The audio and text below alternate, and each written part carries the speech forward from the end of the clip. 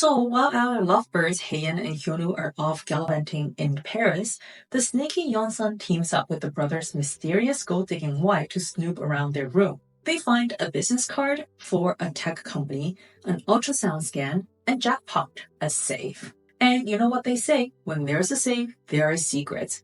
And where there are secrets, there's drama. Yeon-sun heads to the tech company and discovers that they have recovered most of the dashcam footage, revealing that the person who cut the fence and scattered corn was Hae-in's sister-in-law. Yeon-sun bribes the shopkeeper to close up shop and get the salon owner to warn the sister-in-law to be more careful because she almost got busted. At work, Yeon-sun agrees to invest in the brothers' resort idea.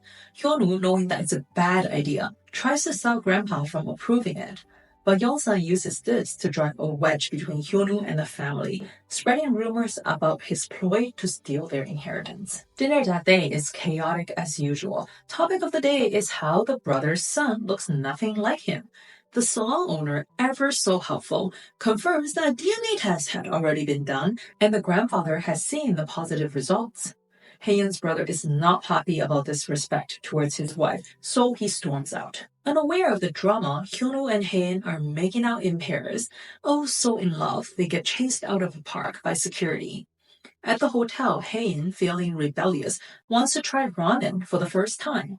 She also mentions her mom forced her to write a will excluding Hyun-woo from inheriting anything, but now she wants to change it. Despite finally getting what he wanted, Hyun-woo feels conflicted and tells her to wait until she's better to change the will.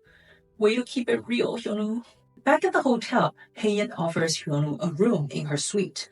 After a little hesitation, he runs after her and asks if they can stay in the same room. They are adorably awkward around each other. Hae-in compliments Hyun-woo for not being like other husbands who married into rich families, who only thinks about inheritance when their wife is sick. Instead, he told her that he loves her and can live without her. Hyun-woo feels a little guilty. We know he's no saint. That night, Hyun-woo stays up, watching her sleep, holding her hand, and even prays for her at a church. Hae-in then tells him that the treatment facility emailed, agreeing to treat her. She's happy, and so is he, reminding her to eat lots of protein to prepare. Little does she know, the sudden change of heart was because Hyun-woo threatened to sue them for taking her donation and then refusing treatment. Can you say legal hero? At the train station, a woman flirts with Hyun-woo and Hae-in chases her away. She teases him about being popular with girls since school, hinting that he was many girls' first love. Hyun-woo asks about her first love, and through flashbacks we learn that it was actually him. She watches him all the time, even following his bus across the city in her car to be close to him. Cute, aww. They visit a bridge where they put a lovelock years ago, but they can't find it. So they wander the city, eating yummy food, and Hyun-woo tries to hold her hand but keeps missing the moment. They stop at a stall selling 4-leaf clovers, which Hae-in buys even though she declares that it's a scam, saying that she needs all the luck that she can get. Returning to the treatment facility, Hae-in looks somber after tests, worrying Hyun-woo. Luckily, she's just annoyed that she's gained weight and wants him to see her at her best. Suddenly, she sees a boy and follows him out of the hospital. Hyun-woo finds her an hour later, lost on the street, and takes her for food. She reveals that the boy was the spirit of her dead brother, who saved her from drowning as a child but lost his own life. She feels guilty and believes that he's come to take her away with him. Talk about emotional baggage. Meanwhile, Grandpa is playing chess with his girlfriend.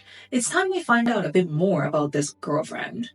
Hae-in's aunt has hired a private investigator who uncovers that this seemingly soft-spoken girlfriend has actually faked her identity. She has a criminal record and has given birth to a son in prison.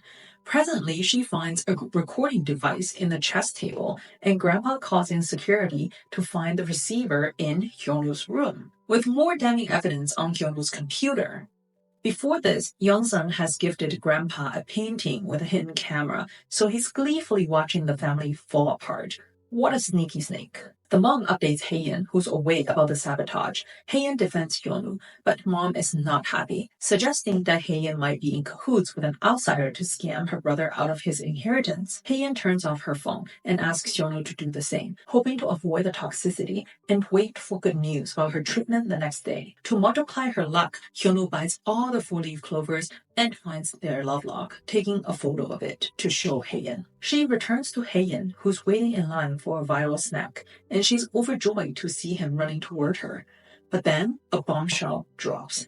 A photo of divorce papers from her mom. The grandpa has someone open the safe in Hyun-woo's room and found the papers.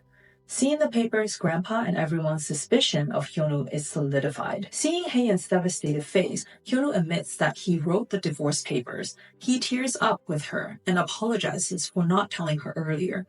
Oh boy, things just got real. And that's where we leave it, folks. Secrets, love, and betrayal hanging in the balance. Will Hyun-woo and Hae-in make it through all this? We'll have to wait and see.